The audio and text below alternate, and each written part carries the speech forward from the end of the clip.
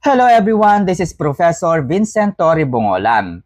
Pag-usapan natin ang isang napakahalagang pangyayari noong nakaraang administrasyon, ang administrasyon ni dating Pangulong Rodrigo Roa Duterte. Ito po ay nang mapanood natin ang isa sa kanyang mga press briefing, no, ang pagharap niya sa publiko na kung saan ay binigyang diin niya ang kanyang kaalaman, kahusayan pagdating sa ating saligang batas. Maaaring ang bawat isa sa atin ay mayroong paniniwala, mayroong sariling interpretasyon sa ating saligang batas. But at the end of the day, ang sinabi po at ipinupunto ni dating Pangulong Rodrigo Roa Duterte, bagamat ang isang tao ay may sariling opinyon at interpretasyon sa ating saligang batas, kaya niyang paikutin ang mga taong ito. Kaya niyang ipakita sa publiko na ang opinyon ninyo, opinyon ng iba ay maaaring tama, pero at the end of the day, magmumukha kayong katawa-tawa, magmumukha kayong kahiya-hiya dahil at the end of the day, ang sinasabi ninyo ay hindi naman pala tama. Kaya niya kayong i-humiliate in public dahil hindi niyo ako kaya. Hindi niyo kaya ang aking kaalaman. Yun po ang nais niyang iparating. Because of few question, sabi nga po niya, pwede ko kayong tanungin ng ilang tanong lamang at kaya ko kayong ipahiya sa publiko, no? Ipakita sa publiko na ang inyong nalalaman ay mali at hindi naaayon sa ating saligang batas. May kinalaman po kasi ang naging pahayag na ito noon ni former President Rodrigo Roa Duterte nang siya po ay inaresto ng grupo ng CIDG team na pinamumunuan ni Police Major General Nicolas Torre III. Panoorin natin ang kanyang naging pahayag. Nag-uusap na dito. Sabi mo sir, 8 o'clock sir eh. 8:30 na sir. May hinihintay ako ng anak. Hindi, siya? On record? Ako On record? Ako ang humingi ng On record? Ang anak ko pupunta dito. Mr. President, hindi darating yun. Kasi hindi mangyayari Bigyan yun. mo ng pagkakataon. Kasi ayaw naman mangyayari yun. Ang dadala ng gamit. Ayaw niyang papasukin. Ayaw niyang papasukin. Grabe, deprivation naman, abuso naman yan. Hayaan mo lang makita nila ang tatay nila, 80 anyos. Kung gano'n, okay lang. Kung hindi niyo papasukin, make it clear. Yes sir, hindi papasukin sir. Hindi ninyo, ikaw, Yes sir. hindi mo Upon my orders. hindi mo pinapasok. Yes sir, upon my orders sir. Ang sabi ko, ang abogado ko, ang anak ko na babae, They can visit you at your detention center sir. Ang napanood po ninyo ay isa lamang sa mga eksenang naganap at nasaksihan sa Villamor Air Base na pinamumunuan po, no, ni CIDG Director Major General Nicolas Torre III. Dito po ay makikita natin ang husay ni dating Pangulong Rodrigo Roa Duterte.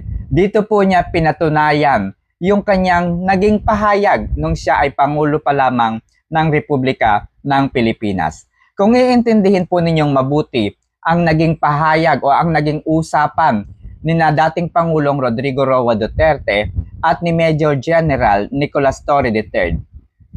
Tinanong po, sinabi po, no, ni President Rodrigo Roa Duterte, hinihintay ko lamang ang aking anak. Ang sagot po ni Major General Nicolas Torre III, hindi mangyayari iyon. Ang ibig pong sabihin ni Major General Torre, hindi daw pupunta doon si Vice President Sara Duterte. Pero isipin ninyo, inulit ni former President Rodrigo Roa Duterte yung kanyang sinabi. Sinabi po ni Duterte, make it clear. Ibig sabihin, linawin mong mabuti. kapag nagpunta dito ang aking anak, no, si Vice President Sara Duterte, hindi mo papapasukin? Ano po ang nais iparating dito ni President Duterte? Hina-highlights po niya yung magiging sagot ni Major General Nicolas Torre. Ano po ang naging kasagutan ni Nicolas Torre III? Opo, no? Dahil hindi papapasukin upon my order. Tapos, hindi mo papapasukin? Ito po ang sagot ni former President Rodrigo Roa Duterte. So, naka-highlights po dito, no? Naka-highlights po dito na hinihintay ni former President Duterte ang kanyang anak. Pero ang sabi ni Nicolas Torre, hindi pupunta doon si Vice President Sara Duterte. Binigyan diin na kung sakaling magpunta doon si Vice President Sara Duterte, hindi ba siya papapasukin ni Nicolas Torre III? Ang sagot po, hindi, upon my order. So, ibig sabihin, kahit pumunta doon si Vice President Sara Duterte, ay hindi rin siya makakapasok dahil hindi siya papapasukin ni Nicolas Torre III upon his order. Ibig sabihin, pwede niyang iutos na hindi papapasukin si Vice President Sara Duterte. Susunod na mga eksena, hinihintay ni former President Rodrigo Roa Duterte si Vice President Sara Duterte dahil si Vice President Sara Duterte ang kanyang napiling personal legal counsel sa usaping ito na kanyang kinakaharap. Ibig sabihin, nais iparating ni President Duterte na hinihintay niya si Vice President Sara Duterte dahil isa ito sa kanyang magiging abogado. Pero yun na nga, hindi papapasukin kung sakali mang dumating si Vice President Sara Duterte. Ano po ang hina-highlights dito at gustong iparating ni dating Pangulong Rodrigo Roa Duterte sa tagpong ito? Nais po niyang iparating na mayroon po tayong Bill of Rights na nakasaad sa 1987 Philippine Constitution. Mayroon tayong karapatang manahimik habang wala po tayong abogado. Mayroon tayong karapatan na dapat tayong bigyan ng abogado if we cannot afford na magkaroon ng abogado. At meron din tayong karapatang mamili kung sino ang abogado na ating pipiliin na ipagtatanggol tayo. Definitely, the former President Rodrigo Roa Duterte is emphasizing his rights to choose kung sino ang abogado na hahawak at tutulong sa kanyang kaso. And that is no less than his daughter, the Vice President, Attorney Sara Zimmerman Duterte Carpio. At ito po ay ipinagkait sa kanya ni Major General Nicolas Torre III. Hindi alam ni Nicolas Torre III na karapatan ito ni Rodrigo Roa Duterte na mamili kung sinong abogado ang pipiliin niyang magtanggol sa kanya. Pero dahil nga naka-highlights na hindi papapasukin, clearly violates the Bill of Rights of the 1987 Constitution. So, kung matalino ang administrasyong ito, mas matalino pala talaga si dating Pangulong Rodrigo Roa Duterte. At his age, hindi ko lubos maisip na iikot, alam niyo yon, nasa kalagitnaan ng nasa kainitan ng sitwasyon, naisip pa niya yung bagay na yon, yung pagkakataon na yon, na talaga namang magdidiin po kay Major General Nicolas Torre. Alright? So, alam natin mga kaibigan, idagdag po natin ang nakasaad sa Article 59, arrest proceedings, no? Na nakasaad sa Rome Statute of the International Criminal Court.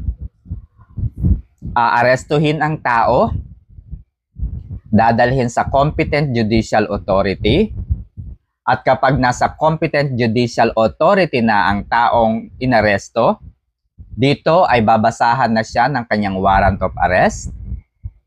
Pangalawa, aalamin, susuriin ng competent judicial authority kung ang pag-aresto ba ay ginawa ng mga otoridad ng naaayon sa ating saligang batas, which is batas po ng Pilipinas.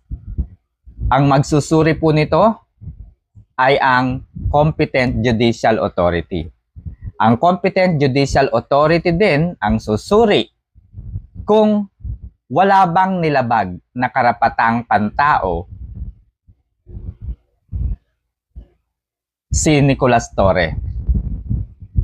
Lahat ba ng karapatan ni former President Rodrigo Roa Duterte nang siya po ay dinala mula sa airport patungo sa Villamor Air Base?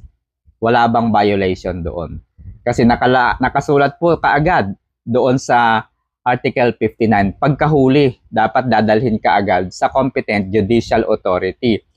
Pero dinala po sa Villamor Air Base. Clearly, ang magbabiolate po, ang magi-interpret po niyan is competent judicial authority. Ang pangatlo po na nakalagay po doon, may karapatan ang inaresto, no? May karapatan po ang inaresto na humingi ng interim release bago sa kanyang pagsuko. Dapat bibigyan po siya ng kanyang karapatan na humiling sa korte ng kanyang pansamantalang paglaya habang inaayos niya ang kanyang pagsuko sa mga otoridad. Pero hindi po ito binigyan ng pagkakataon ni Major General Torre. Okay? So yan lamang po mga kaibigan, kung naniniwala po kayo at tama po ang inyong pagkaintindi sa nakasulat sa Article 59, Arrest Proceedings, sa Rome Statute of the International Criminal Court, don't forget to like, subscribe, and share this video. Also, kailangan din po ng inyong thoughts mga kaibigan. Makatutulong po yan para sa kaalaman ng maraming Pilipino na mahina yung comprehension. This leader has been heard threatening or intimidating with death criminals. Anak ka ng... That prompted me to write letters, and it is out. I invited President Obama, the Secretary of State, the United Nations, the Human Rights Commission, and the EU. Come here, investigate me. But give me also the right to be heard. So I will have to ask you questions after questioning me. Sige, takay dito. Paikutin ko kayo dito ng kamay ko and play with you. I am very sure, they cannot be brighter than me. Maniwala kayo.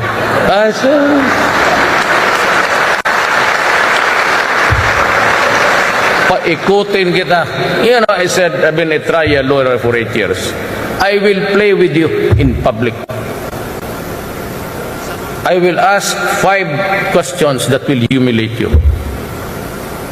And I will ask 10 questions for you to agree with me. Bantayan ninyan, it will be an spectacle. You better watch it all. Maganda yan. It will give you an entertainment. Akala siguro ng mga buang kasi ng Pilipinas, small nation. Well, maybe God give you the money, but you have the brains.